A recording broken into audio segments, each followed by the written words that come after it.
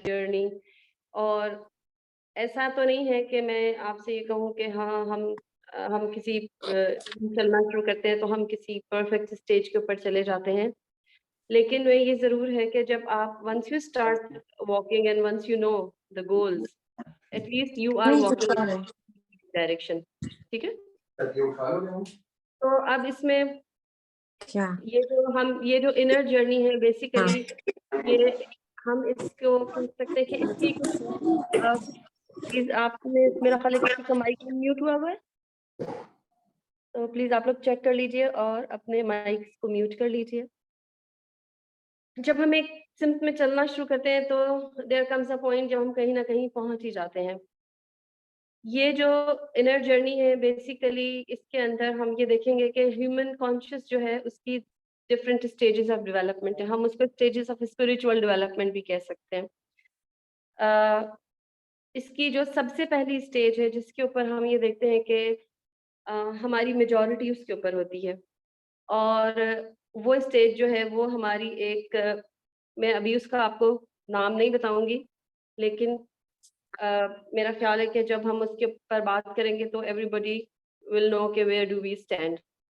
ये एक ऐसी स्टेज है कि जिसके अंदर हम अपने आप को ये देखते हैं कि हमें ऐसा लगता है कि हम अपनी ज़िंदगी खुद नहीं जी रहे। हमें ऐसा लगता है कि हम बहुत मजबूर हैं। हमें ऐसा लगता है कि अ, हमारे हालात में हमारा इसके अंदर हमारा जो अपना इनर डायलॉग होता है, वो कुछ इस तरह का होता है कि मेरे साथ ही ऐसा क्यों होता है? Why is this happening to me? या ये कि मेरी तो किस्मत खराब है, मेरे साथ होना ही बुरा था। या ये कि मैं तो एक लड़की हूँ, मैं क्या कर सकती हूँ? या ये कि मैं एक बाप हूँ, मैं कैसे अपनी ज़िंदगी अपनी मर्ज़ी से जी सकता हूँ, मेरे तो बड़े कंस्ट्रेंट्स हैं। तो जब भी हम अपने इंटरनल डायलॉग्स को देखें और हमें ऐसा लगे कि एक्चुअली हमें ये महसूस हो रहा है कि हमारा जो लाइफ़ का कंट्रोल है, वो हमारे हाथ में नहीं है, बल्कि वो हमें ये लग रहा है कि या तो वो माशरा उसको कंट्रोल कर रहा है, या कुछ और लोग हैं जो उसको कंट्रोल कर रहे हैं, या कुछ हमारी कल्चरल सेटिंग्स हैं जो उसको कंट्रोल कर रही हैं। तो वो एक ऐसी स्टेज होती है कि जिसको हम विक्टिम स्टेज कहते हैं, because we feel that we are the victims, right? We are the victims of circumstances, we are the victims of situations, we are the victim of societal norms, we are the victim of our family norms, or we are the victims of some socio-economic bounds। ठीक है? तो जब हम victim stage के अंदर होते हैं तो हमें ऐसा लगता है कि बस हम मजबूर हैं, हम बंधे हुए हैं, हम कुछ कर नहीं सकते, अपनी मर्ज़ी से जी नहीं सकते, और हमारी जो ज़िंदगी है उसका कंट्रोल हमारे हाथ में नहीं है। अच्छा, इसके अंदर एक तो इसमें हमारा एक इनर डायलॉग होता है ना, कि जिसके अंदर हम अपने आप से जब बात कर रहे होते हैं, तो उसमें हम अ, अपने आप से किस तरह बात करते हैं, और उसके अलावा हमारी अपनी एक स्टोरी होती है, जिसको हम विक्टिम स्टोरी कहते हैं। तो इसके अंदर सबसे पहले हमें ये आइडेंटिफ़ाई करना होता है कि हमारी विक्टिम स्टोरी क्या है? क्या हमारी हमारी जो विक्टिम स्टोरी है, जब हम अपनी विक्टिम स्टोरी को कैसे आइडेंटिफ़ाई कर सकते हैं? जब भी आप किसी ऐसी सिचुएशन में से गुज़र रहे हैं कि जहाँ पर आपको लगता है कि आप स्टैग्नेंट हो गए, आप स्टक हो गए, या जब आप किसी ऐसी सिचुएशन में से गुज़र रहे हैं, या ऐसे किसी हालात में ज़िंदगी के किसी ऐसे मकाम पे खड़े हुए हैं कि जहाँ पर आपको लगता है कि अब आप क्या करें?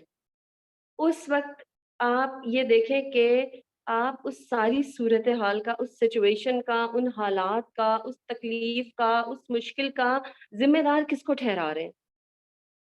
वहीं से आपको पता चल जाएगा कि आपकी विक्टिम स्टोरी क्या है। ये जो विक्टिम कॉन्शियसनेस होता है, ये जो हमारी विक्टिम स्टेज होती है, इसका सबसे बड़ा नुकसान ये होता है कि क्योंकि हम तो अपनी लाइफ़ के इंचार्ज हैं ही नहीं, हम तो अपनी ज़िंदगी जी ही नहीं रहे, ये तो कुछ और लोग हैं जो हमारी ज़िंदगी जी रहे हैं। तो उसका नुकसान ये होता है कि हम कभी भी अपनी ज़िंदगी को चेंज नहीं करने पाते।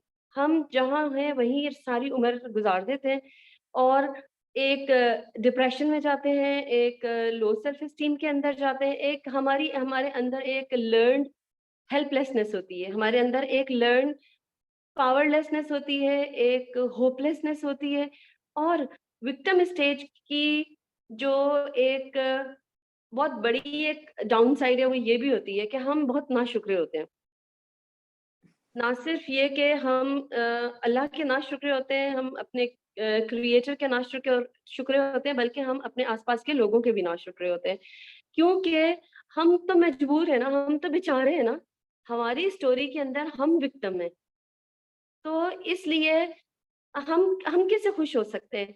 कोई हमारे लिए कुछ भी कर दे, that is not going to be enough for us. तो विक्टिम स्टेज के अंदर एक और चीज़ भी होती है, और वो ये होती है कि कोई चीज़ हमारे लिए इनफ नहीं होती।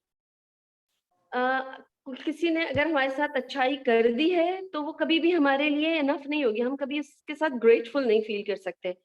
इसी तरह हमें अल्लाह की नेमतें भी नज़र नहीं आती।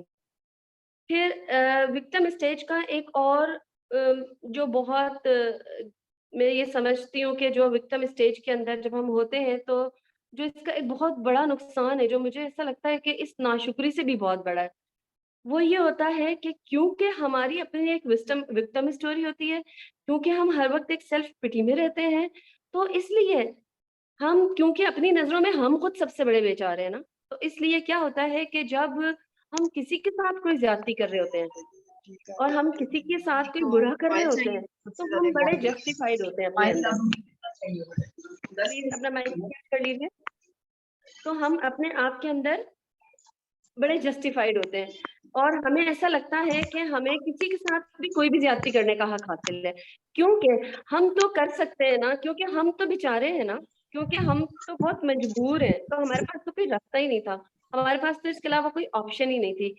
तो हम ना सिर्फ ये कि ज़ालिम बन जाते हैं, बल्कि ज़ालिम बनकर भी हम अपनी नज़रों में अपने आप को मज़लूम ही समझते रहते हैं।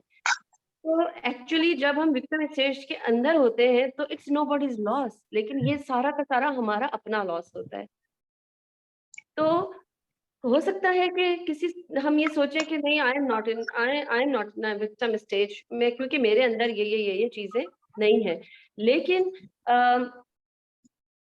विक्टिम स्टेज जो है, अगर हम किसी स्टेज के ऊपर अपनी विक्टिम स्टोरी को भी नहीं आइडेंटिफाई करने पा रहे, अगर हम किसी स्टेज के ऊपर ऐसी स्टेज पे हैं कि जहाँ पर हम ये भी नहीं जानने पा रहे कि हमारा अपना इंटरनल डायलॉग क्या चल रहा है, और जहाँ पर अभी तक हम इस चीज़ को भी फिगर आउट नहीं कर सके कि असल में हम ज़ालिम हैं, लेकिन हम अपने आप को मज़लूम समझ रहे हैं।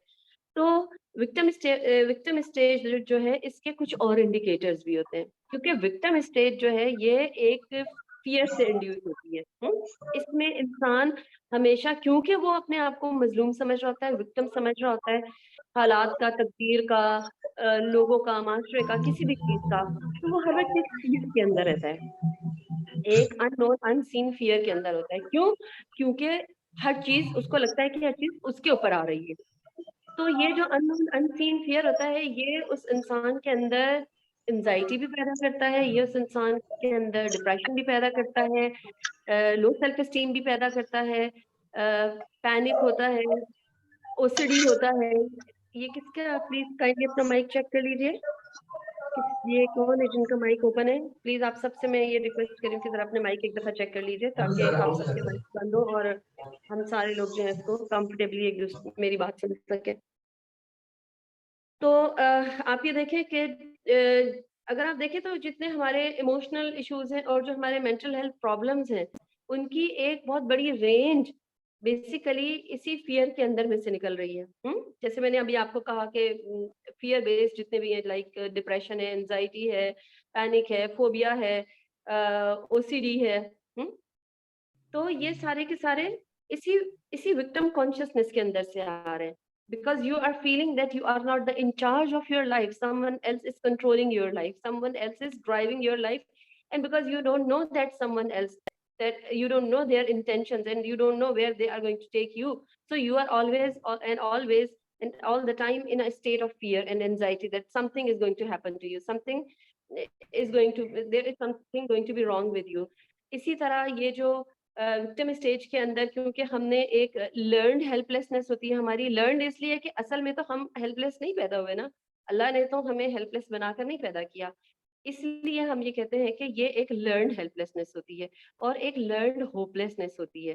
तो ये जो हमारा एक लर्न्ड बिहेवियर है, जो कि एक मैल एडेप्टिव हमारा बिहेवियर है, या जो हमारे इरेशनल बिलीव्स हैं जिनकी वजह से हम ये समझ रहे हैं कि हम हेल्पलेस हैं अपने हालात के अंदर, यही हमारे अंदर बहुत सारे मूड डिसऑर्डर्स भी लेकर आती है।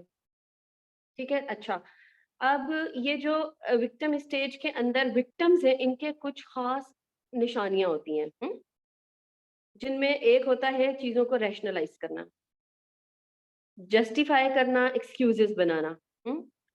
अ, मसलन मैं I am an individual in a victim stage, ठीक है? अब क्योंकि मैं तो बेचारी हूँ, अब मैं तो इतनी बेचारी हूँ कि आई am not lovable enough, right? So I feel that I am not lovable because victim stage के अंदर तो मुझे सेल्फ एस्टीम इश्यूज़ भी होंगे ना।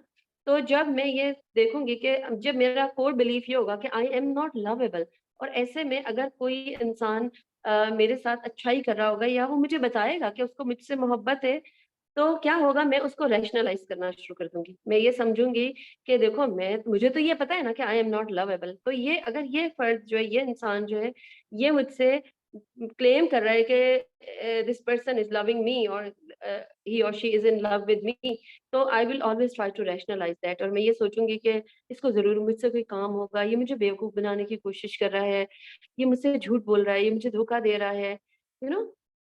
बहुत सारी उसकी मैं जस्टिफिकेशंस निकाल दूँगी, या अगर मैं कभी कहीं ऐसा किसी के लिए कुछ महसूस करूँगी, तो मुझे ये पता होगा कि because love is not available, क्योंकि मैं जब मैं खुद लवेबल नहीं हूँ, तो मैं किसी और को भी लव नहीं कर सकती। तो जब मैं ऐसी कोई फीलिंग्स ढूँढूँगी, अपने अंदर महसूस करूँगी किसी के लिए, तो मैं उसको भी डिनाई कर दूँगी। तो इस स्टेज के अंदर ना सिर्फ ये कि हमारा कंट्रोल ज़ोन हमारी ज़ात से बाहर होता है, सॉरी, हमारा जो फ़ोकस ऑफ कंट्रोल है वो हमारी ज़ात से बाहर होता है, बल्कि अ, हम ज़िंदगी को कभी उसके ट्रू कलर्स के साथ एन्जॉय भी नहीं कर सकते। हम हमेशा अपने आप को एक कैद के अंदर जकड़ा हुआ महसूस करते हैं। ये विक्टिमहुड हमने कब सीखी होती है? ऐसा तो नहीं होता ना कि दुनिया में जब हम पैदा होते हैं तो हम इस विक्टिमहुड के साथ पैदा होते हैं। अल्लाह ताला ने, नबी सल्लल्लाहु अलैहि वसल्लम ने तो फरमाया कि अल्लाह ताला हर बच्चे को दीन फितरत पे पैदा करता है। तो जब हर बच्चा दीन फितरत पर पैदा होता है, तो फिर ये विक्टिमहुड कहाँ से उसने सीख लिया? ये विक्टिम माइंडसेट उसके अंदर कहाँ से आ गया? इसके अंदर एक तो हमारा क्योंकि हम खुद जब विक्टिम होते हैं, तो हम जो चीज़ अगले इंसान तक पहुँचाते हैं, वो विक्टिमहुड ही होती है। तो अब if a parent is living in a victim consciousness, तो उसके बच्चे भी उसी विक्टिम कॉन्शसनेस के अंदर ही रहेंगे। If I am not feeling that I am good enough, तो I will make people around me feel that they are not good enough, ठीक है? If I am feeling that I am not lovable, तो I will not be able to love people around me. तो बच्चा जो है, वो जो इस दुनिया में नया-नया आया है, तो उसके लिए तो ये सारी पिक्चर ही चेंज हो जाएगी, और इस तरह वो कुछ ऐसी चीज़ें सीख लेगा जिनको हम मैल एडैप्टिव बिहेवियर पैटर्न्स कहते हैं। अ, अपनी नस्लों को चेंज करने के लिए हमें ऐसा लगता है कि अगर हमने पेरेंटिंग सीख ली, अगर हमने बहुत अच्छी पेरेंटिंग के ऊपर कुछ अच्छी-अच्छी किताबें पढ़ ली, तो हम बहुत अच्छे पेरेंट्स बन जाएँगे। लेकिन एक बात याद रखें कि things are always inside out. तो अ, जब हम खुद अपने आप को हील करेंगे, तभी हमारा एक ऐसा हील्ड सेल्फ सामने आएगा कि जो दूसरे लोगों को वुंडेड नहीं करेगा। ठीक है? अ ये जो विक्टिम स्टेज होती है, ये सिर्फ़ अफ़राद की नहीं होती, ये सिर्फ़ इंडिविजुअल्स की नहीं होती, बल्कि ये अ, कलेक्टिवली भी होती है। पूरे-पूरे माशरे एक विक्टिम कॉन्शसनेस के अंदर होते हैं। मसलन इस जब कोई एक पूरी कम्युनिटी, पूरी एक सोसाइटी जो है, वो एक विक्टिम कॉन्शसनेस के अंदर होती है, तो उसके भी कुछ साइन्स होते हैं, जिनमें एक साइन ये होता है कि उसके अंदर बहुत इमोशनली चार्ज्ड कम्युनिटी होती है, और इमोशनल कंटेजियन बहुत होता है। एक इंसान के इमोशंस जो हैं, वो बहुत जल्दी दूसरा इंसान पिक करता है, और बहुत जल्दी वो जंगल की आग की तरह फैल जाते हैं। अगर मायूसी है, तो वो बहुत जल्दी फैल जाएगी, अगर बगावत है, वो भी बहुत जल्दी फैल जाएगी। तो एक तो ये कि उस सोसाइटी के अंदर, उस कम्युनिटी के अंदर इमोशनल कंटेजियन बहुत ज़्यादा पाया जाता है। दूसरा ये होता है कि ये जो पूरी कम्युनिटीज़, ये हमारी सोसाइटीज़ जब विक्टिम कॉन्शसनेस के अंदर होती हैं, तो वहाँ पर मुकाबला बहुत ज़्यादा होता है। एक अनहेल्दी कॉम्पिटिशन बहुत ज़्यादा होता है, और क्योंकि जो विक्टिम है उसको तो लगता है ना कि बस I am the only person who deserve something. तो जब सब लोग ये सोचना शुरू हो जाएंगे कि सिर्फ मैं इस चीज को डिजर्व करता हूँ, तो फिर उस माशरे के अंदर से रवादारी खत्म हो जाएगी, एक दूसरे के लिए कुर्बानी का जज्बा खत्म हो जाएगा, और ये माशरे जो है ये लालच के ऊपर मबनी बन जाएंगे। अ, सवाल ये पैदा होता है कि इस सारे के अंदर से निकला कैसे जाए। अच्छा, विक्टिम माइंडसेट जो है, विक्टिम कॉन्शियसनेस जो है, उससे कुछ और भी बिहेवियर पैटर्न्स आगे प्रोड्यूस होते हैं, कि जैसे कि मैंने अभी आपको कुछ की एग्जांपल दी। इसी तरह ये लोग जो विक्टिम कॉन्शियसनेस के अंदर होते हैं, ये बड़े वल्नरेबल होते हैं एडिक्शंस के लिए, ये वल्नरेबल होते हैं कंपल्सिव बिहेवियर्स के लिए। तो हम ये देखते हैं कि एडिक्शन के अंदर जो लोग हैं, अगर हम उनके साथ काम करें और हम उनके अंदर उनके कोर बिलीफ को जाकर जब देखते हैं, तो हमें ये पता चलता है कि देयर वाज एन एम्प्टीनेस, और they felt that they are not the in charge of their life. तो वो उस बेबसी के अंदर से, उस एम्प्टीनेस के अंदर से, उस हेल्पलेसनेस और होपलेसनेस के अंदर से निकलने के लिए वो फिर वेज आउट ढूंढते रहते हैं। और इसमें एडिक्शंस के अंदर सारी एडिक्शंस आ जाती हैं, सब्सटेंसेस की एडिक्शंस भी आ जाती हैं, इसके अंदर नॉन केमिकल एडिक्शन आ जाती हैं, जिसके अंदर गैम्बलिंग है, जिसके अंदर पॉर्न एडिक्शन है, जिसके अंदर शॉपिंग की एडिक्शन है, जिसके अंदर डिजिटल एडिक्शन है, ये सारा कुछ आ जाता है। विक्टिम कॉन्शियसनेस से के साथ वैसे तो इसके ऊपर इतना कुछ बोला जा सकता है कि मैं इस पर पूरा घंटा बोल सकती हूँ, लेकिन of course we don't have much time. Victim consciousness से निकलने के लिए दो चीजें करनी पड़ती हैं, ठीक है। नंबर एक, let go of your victim story. अपनी विक्टिम स्टोरी को आइडेंटिफाई करके उसको लेट गो करना पड़ता है, लेकिन ये कहना आसान है पर ये करना बहुत मुश्किल होता है। इसलिए कि हमें लगता है कि अगर हमने समझ लिया, सारी चीज़ों को इंटेलेक्चुअली अंडरस्टैंड कर लिया, तो we can let go stuff. No, it's not like that. Because हमारे जो इमोशनल वुंड्स होते हैं, जिनकी वजह से हमारे इरेशनल बिलीफ्स बने होते हैं, जब तक कि हम अपने उन इमोशनल वुंड्स को हील नहीं करेंगे, तब तक हम चीज़ों को लेट गो नहीं कर सकते। किसी भी चीज़ को, किसी भी सिचुएशन को लेट गो करने के लिए, अपनी विक्टिम स्टोरी को लेट गो करने के लिए सबसे पहले अपने आप को हील करना पड़ता है।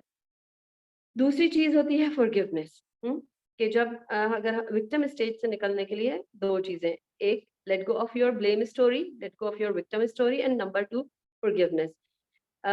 फॉरगिवनेस क्या? फॉरगिवनेस ये कि आपने अपने आप को भी माफ़ किया और आपने लोगों को भी माफ़ किया। और फॉरगिवनेस जो है, it has to be unconditional. जो कंडीशनल फॉरगिवनेस होती है, वो फॉरगिवनेस होती ही नहीं है।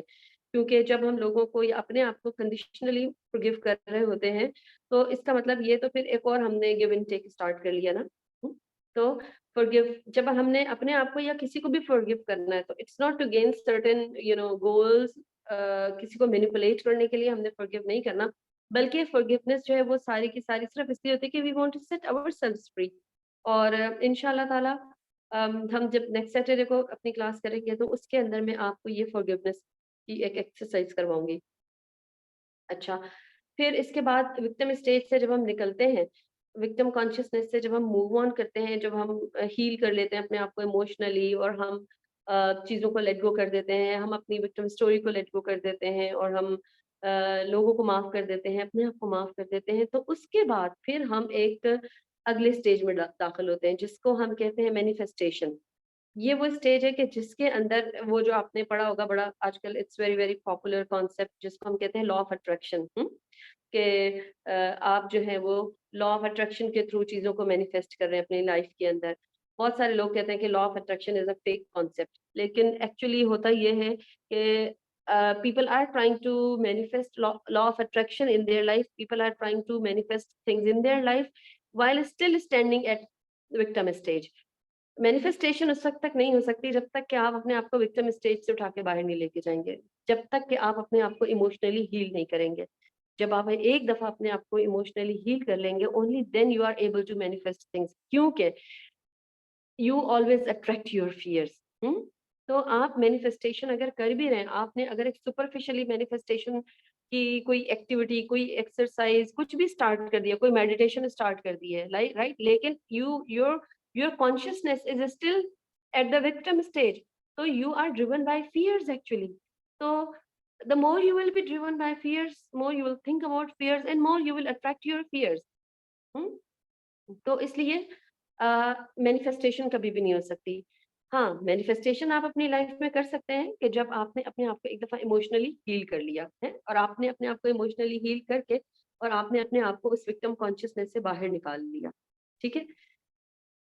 जब हम मैनिफेस्टेशन के अंदर आ जाते हैं, तो और जब हमने अपने आप को उस विक्टिम स्टोरी से निकाल लिया होता है, जब हम एक स्टेट ऑफ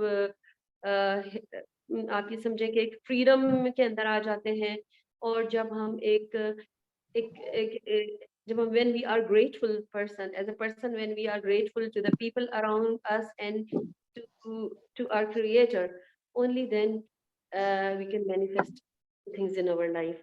ठीक है? अच्छा, एक और चीज याद रखें कि जो ग्रेटिट्यूड है, जो शुक्रगुजारी है, वो किसी अमल का नाम नहीं है। शुक्रगुजारी एक स्टेट का नाम है, एक हालत का नाम है। एक एक ऐसी जगह है जहाँ पर इंसान पहुंच जाता है और वो उस स्टेट ऑफ ग्रेटिट्यूड के अंदर रहता है। तो जब हम इसमें से निकलते हैं, मैनिफेस्टेशन के अंदर आते हैं, उस वक्त देन फिर हमारे पास हम फिर लॉज ऑफ माइंड के ऊपर काम करते हैं, फिर हम अट्रैक्ट करते हैं व्हाटएवर वी वांट, फिर हम अबंडेंस को अट्रैक्ट करते हैं, फिर हम हेल्दी रिलेशनशिप्स को अपनी लाइफ में अट्रैक्ट करते हैं। So we start attracting everything that we want, that we feel that we need, or that we feel that is positive, because हम पॉजिटिव हैं तो फिर हमारी तरफ पॉजिटिव चीजें ही अट्रैक्ट होके आती हैं, हमारे साथ पॉजिटिविटी ही अलाइन करती है। ये जो मैनिफेस्टेशन की स्टेज होती है, इस स्टेज के अंदर लोग जो है वो बहुत हाई चीज़ों को अचीव करते हैं। अच्छा, एक और सवाल हमारे ज़हन में आ सकता है, और वो ये आ सकता है कि हम ये देखते हैं कि बहुत से लोग जो हैं, जो बड़े-बड़े जिन्होंने बहुत बड़े-बड़े काम किए, बड़े-बड़े गोल्स को अचीव किया, बड़े टारगेट्स को अचीव किया, तो फिर हम कहते हैं कि लेकिन हमने तो उनको बड़ा अंदर से देखा हुआ है, we know them from their private and personal life, तो उसके अंदर तो दे आर डिफरेंट पीपल, तो how can they manifest this and this in their life. ठीक है? इसके ऊपर इंशाल्लाह मैं आपको अगले सैटरडे को बताऊंगी कि बेसिकली ऐसा नहीं है कि हमारी जिंदगी कोई एक स्टैटिक चीज है। ऐसा नहीं है कि like something that we are holding in our hands and it has only one dimension. हमारी लाइफ जो है, इसके कुछ लाइफ स्ट्रक्चर्स हैं, और ये जो हमारी स्टेजेस ऑफ कॉन्शियसनेस है, ये जो हमारी स्टेजेस ऑफ स्पिरिचुअल डेवलपमेंट है, ये अपने आप को हर स्ट्रक्चर ऑफ लाइफ के अंदर मैनिफेस्ट करती हैं। और हम ये देखते हैं कि हम डिफरेंट स्ट्रक्चर्स ऑफ लाइफ के अंदर एक ही टाइम में डिफरेंट स्पिरिचुअल स्टेज के ऊपर हो सकते हैं। ठीक है? ये जो हमारे स्ट्रक्चर्स ऑफ लाइफ हैं, इसमें ईगो है, इसमें हमारे रिलेशनशिप्स हैं, इसमें हमारी लाइवलीहुड है, इसमें हमारी स्पिरिचुअलिटी है, इसके अंदर हमारी हेल्थ है। तो ये सारे हमारे डिफरेंट स्ट्रक्चर्स ऑफ लाइफ हैं, कि जिसके अंदर ये हमारी स्टेजेस ऑफ स्पिरिचुअल डेवलपमेंट्स अपने आप को डिफरेंट तरह के तरीकों से मैनिफेस्ट करती हैं। तो हो सकता है कि एक इंसान जो है वो उसकी लाइवलीहुड के अंदर उसने अपने आप को विक्टिम स्टेज से निकालकर मैनिफेस्टेशन के अंदर ले गया हो, लेकिन हो सकता है कि ईगो वाला जो लाइफ स्ट्रक्चर है उसमें वो अभी भी विक्टिम स्टेज के ऊपर हो। तो जब हम ये चारों स्टेजेस को वन बाय वन देख लेंगे, तो उसके बाद फिर मैं आपको बताऊंगी कि ये स्टेजेस डिफरेंट लाइफ स्ट्रक्चर्स के अंदर अपने आप को कैसे मैनिफेस्ट करती हैं। तो ये जो मैनिफेस्टेशन वाली स्टेज होती है, मैनिफेस्टेशन कॉन्शियसनेस जो होता है, इसके अंदर जैसा कि हमें याद होगा, आप लोगों ने जिसने अल्लामा इकबाल की शायरी को पढ़ा हुआ है, तो उन्होंने कहा ना कि हाथ है अल्लाह का, बंदा ए मोमिन का हाथ। इसी तरह अल्लामा इकबाल ने एक और जगह फरमाया कि तकदीर के पाबंद नबातात व जमादात, मोमिन फकत अहकाम इलाही का है पाबंद। तो मोमिन जो है वो तकदीर का पाबंद नहीं होता, वो विक्टिम ऑफ डेस्टिनी नहीं होता, वो तो अपनी तकदीर अपने हाथों से खुद बनाता है।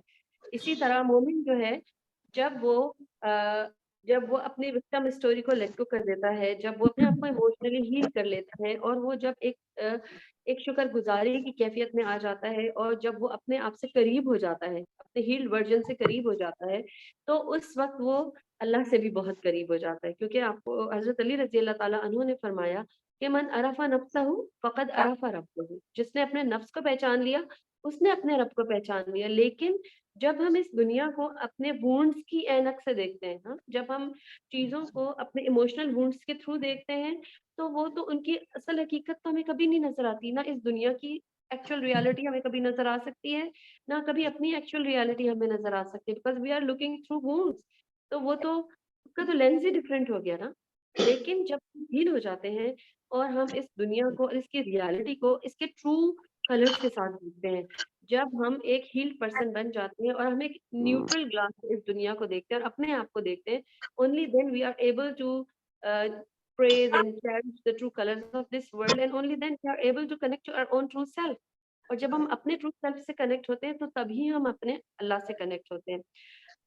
ये जो हमारी मैनिफेस्टेशन वाली स्टेज होती है, जिसके अंदर हम गोल्स को अचीव कर रहे होते हैं, हम हर काम कर रहे होते हैं और हम जो चाह रहे होते हैं हम वो पा लेते हैं। इस स्टेज के अंदर भी अगर हम बहुत देर तक रुक जाएँ, तो हम स्टैग्नेंट हो जाते हैं। अब सवाल ये पैदा होता है कि कोई ये सोचे कि क्या बात है, हाँ, हमने विक्टिम स्टेज से निकल आए, हमने अपने आप को इमोशनली हील कर लिया और हम एक मैनिफेस्टेशन के अंदर आ गए, और now we are able to do whatever we want, we are the in charge of our life and we are able to achieve the goals, any kind of goal that we set for ourselves, right? तो उसके अंदर, तो फिर इसके अंदर stuck होना और stagnant होने का क्या मतलब होता है? इसमें आपने देखा होगा कि बहुत दफ़ा ऐसा होता है कि we become a victim of perfectionism. जब हम अपने आप को हील कर भी लेते हैं और हम एक अगली स्टेज के ऊपर आ जाते हैं, जहाँ पर हमने अपने गोल्स को अचीव किया होता है, जहाँ हमने अपने ड्रीम्स को मैनिफेस्ट कर लिया होता है और जहाँ पर हमने वो उस लाइफ को लिव करना शुरू कर दिया होता है कि जो हमने सोची होती है। तो फिर उस वक़्त हम एक और ट्रैप में फँस जाते हैं, और वो ट्रैप ये होता है कि हम ये समझना शुरू कर देते हैं कि सिर्फ़ हम ठीक हैं। ठीक है? क्योंकि हमने अपने आप को हील किया होता है, क्योंकि हमने अपनी लाइफ में स्टेप बाय स्टेप चीज़ों को गेन किया होता है, और हमने लॉ ऑफ अट्रैक्शन को लिव किया होता है, और हमने अपने गोल्स को और उनकी एक्सीलेंस को लिव किया होता है। तो उसके बाद अगर हम इसी स्टेज के अंदर स्टक रहें, तो फिर हम ना सिर्फ ये कि हम परफेक्शनिस्ट बन जाते हैं, बल्कि हमारे अंदर एक और बड़ाई आ जाती है, एक और तकब्बुर आ जाता है, और हम ये समझना शुरू कर देते हैं कि सिर्फ़ हम ठीक हैं, ठीक है? और जब हम ये समझना शुरू कर देते हैं कि सिर्फ़ हम ठीक हैं और सिर्फ़ हमारा तरीका ठीक है, तो फिर आप ये देखते हैं कि इससे बहुत सारे कॉन्फ्लिक्ट्स भी पैदा होते हैं। और ये जो इंसान है ना, ये जो सेल्फ ग्रोथ है इंसान की, ये एक जारी रहने वाला अमल है, ठीक है? तो इसके अंदर it's a state of constant movement. इसके अंदर if you are not moving up, then you are moving down. तो जब हम अपने आप को मैनिफेस्टेशन स्टेज के अंदर ले जाते हैं और उसके अंदर जाके स्टक हो जाते हैं, उसके अंदर ठहर जाते हैं, and if we are not trying to move forward beyond that manifestation stage, then we start moving downward. और जब हम मैनिफेस्टेशन स्टेज से नीचे डाउनवर्ड की तरफ आते हैं, तो फिर हम तकब्बुर में फंस जाते हैं ना, हम दोबारा एक विक्टिमाइजेशन के अंदर चले जाते हैं। और विक्टिमाइजेशन विक्टिम स्टेज, आप ये याद रखें कि जब ईगो हमारी विक्टिम स्टेज के अंदर होती है, तो वो कंपैरिजंस करती है और वहीं से तकब्बुर आता है, ठीक है? फिर उसके बाद कंट्रोल फ्रीक हो जाते हैं लोग। अगर आप बहुत अच्छा अपनी अपने आप को एक मैनिफेस्टेशन स्टेज के अंदर ही अपने आप को स्टक रखेंगे, तो फिर क्या होगा कि आप कंट्रोल फ्रीक हो जाएँगे। फिर आप कहेंगे कि हर चीज़ बस मैं मुझे पता है कि सब कुछ ठीक कैसे होता है और मैं ही इसको ठीक से कर सकता हूँ, इसलिए सबने बस मेरी ही बात माननी है। और आप ये देखते हैं कि ख़ास तौर से हमारे फैमिली सिस्टम्स के अंदर ये चीज़ बहुत ज़्यादा नुकसान पहुँचाती है आपस की मोहब्बत को और मोहब्बत के रिश्तों को। तो अ, इस स्टेज से आगे क्या है? और इस स्टेज से निकलना कैसे है?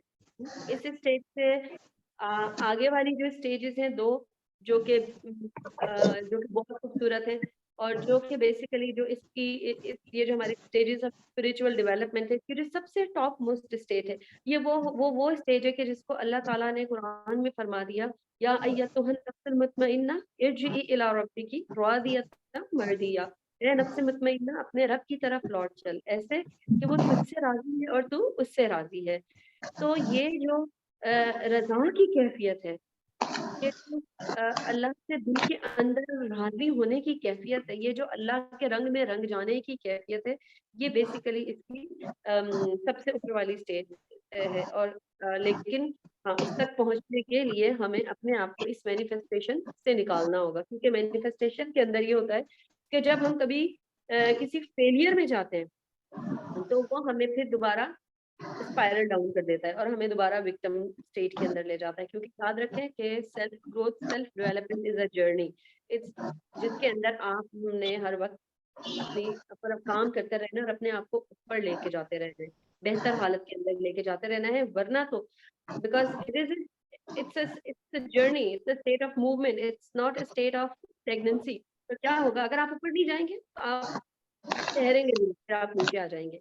तो मैनिफेस्टेशन के अंदर जब हम स्टेगनेंट हो जाते हैं तो फिर हम नीचे आते हैं और दोबारा स्पाइरल डाउन हो जाते हैं। मैनिफेस्टेशन को हज़रत अली रज़ी अल्लाह ताला अन्हु ने बहुत खूबसूरत इसकी हमें बताया है कि इससे हमने निकलना कैसे। हाँ, और उन्होंने फरमाया अरफ्तु का रब्बी बिफस्ल अज़ाइम, है मेरे रब, मैंने अपने इरादों के टूटने से तुझे पहचाना।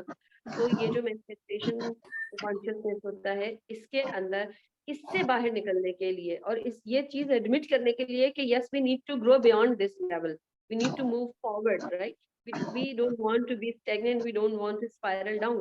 तो ये जानना, ये तस्लीम करना बहुत जरूरी होता है कि हमने कंट्रोल को लेट गो करना है। जिस तरह विक्टिम स्टेज से मैनिफेस्टेशन के अंदर आने के लिए हमने अपनी विक्टिम स्टोरी को, अपने ब्लेम गेम को लेट गो किया था, इसी तरह हमने अपनी कंट्रोल को लेट गो करना है। और इसके बाद से अल्लाह ताला इससे अगली जो 2 स्टेजेस है उनको हम अगले सैटरडे को स्टार्ट करेंगे। मैं बहुत अरसे से ये चीज़ स्टार्ट करना चाह रही थी, तो देखें अल्लाह का हुक्म था कि मैं इसको आज से स्टार्ट करती, कि मैं एक ऐसी फ्री मास्टर्स क्लासेस स्टार्ट करवाऊँ कि जो बेसिकली हमें हमारे अपने आप से मुतारिफ करवाएँ, जो हमें हमारे अपने आप से इंट्रोड्यूस करवाएँ, ताकि हम अपने आप को अच्छी तरह जान सकें। और जितना हम अपने आप को जानते जाएँगे, अपने अल्लाह के साथ करीब होते जाएँगे। और आज की इस सारी मीटिंग का जो एंड है, वो मैं इसी चीज़ के ऊपर करती हूँ कि अल्लाह ताला हमें एक ऐसा साफ देखने वाला इंसान बना ले कि जो ना सिर्फ ये कि अपने आप को एज़ अ ह्यूमन बीइंग देख सके, एक्सेप्ट कर सके, बल्कि दूसरे लोगों को भी एज़ अ ह्यूमन बीइंग देख सके, एक्सेप्ट कर सके, चेरिश कर सके। और आप में से जो लोग चाहते हैं कि वो हमारी इन मास्टर क्लासेस का जो एक ऑनगोइंग सिलसिला है उसका हिस्सा बन जाए, तो मैं आप लोगों से कहूँगी कि आप लोग प्लीज़ चैट के अंदर अपने फ़ोन नंबर्स लिख लीजिए, या अगर आप चाहते हैं कि किसी और को भी ऐड करना है, तो जब मैं इसका ग्रुप बना लूँगी, तो फिर उसके अंदर आप किसी और को भी अगर ऐड करना चाहेंगे, तो आप हम उनको भी ऐड कर लेंगे। और इंशाअल्लाह ताला we want to carry on with this self exploring journey. और इंशाअल्लाह ताला हम इस सफ़र के ऊपर इकट्ठा चलेंगे और मिलकर ग्रो करेंगे। तो अगर आप लोगों ने कोई सवाल पूछने हैं, तो वो भी आप अपनी चैट बॉक्स में लिख दीजिएगा, ताकि मैं आप लोगों को जो हमारा व्हाट्सएप का ग्रुप बनेगा, मैं बनाऊँगी, तो उसके अंदर फिर मैं आप लोगों को उन सवालों के जवाब भी दे दूँगी। अगर आपने कोई और सवाल भी पूछना होगा, तो उस व्हाट्सएप के ग्रुप के अंदर मैं आप लोगों को और भी सवालों के जवाब दे दूँगी।